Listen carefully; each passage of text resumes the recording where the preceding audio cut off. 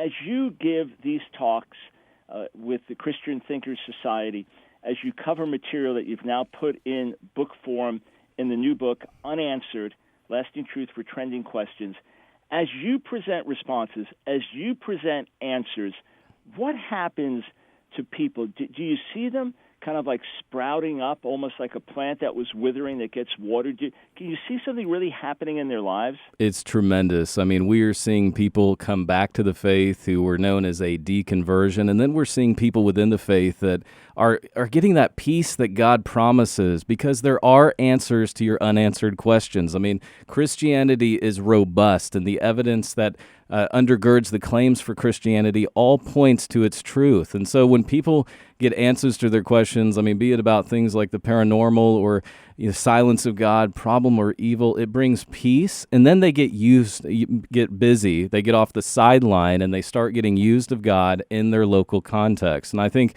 that's a very freeing thing. There's a freedom that comes with closing in on the answer of an unanswered question. And questions are great as long as answers are sincerely pursued. Yeah, absolutely. Questions are great as long as answers are sincerely pursued. In other words, it's not just throwing up endless questions. It's saying, okay, let me look for answers. Let's do this in less than 2 minutes. Why should I trust in the bodily resurrection of Jesus, that it really happened? Is it just he lives within my heart and I know, or is there more? Well, I was asked that very question in Oxford defending my thesis, and without a doubt, and I did a 95,000-word thesis on the resurrection of Jesus, the best explanation for what happened to the body of Jesus is that he was physically, not spiritually, risen from the dead.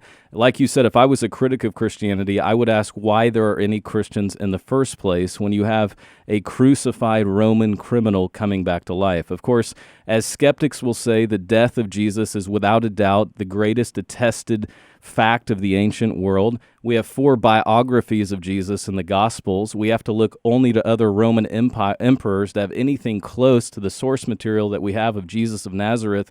In short, if we don't believe what the Scriptures say about Jesus and his death, burial, and resurrection, it would be difficult as a historian to believe anything else about the ancient world. And then, of course, when we look at burial traditions, Jews always buried their dead, and so without a doubt, Jesus was buried in a known place. There's traces of eyewitness testimony, which is early, by the way, in the Scriptures. Eyewitness testimony that points that without a doubt, Jesus was risen from the dead. And just to end where I began, if the Christian movement was being made up, it would have been much easier to talk about Jesus as a ghost story. Ghosts were believed even in Judaism in the first century. I mean, we see that in Matthew 14 when they see Jesus walking on the water, he's a phantom. And so, long story short, if the Christian movement was made up, they would have done a terrible job starting with the resurrection.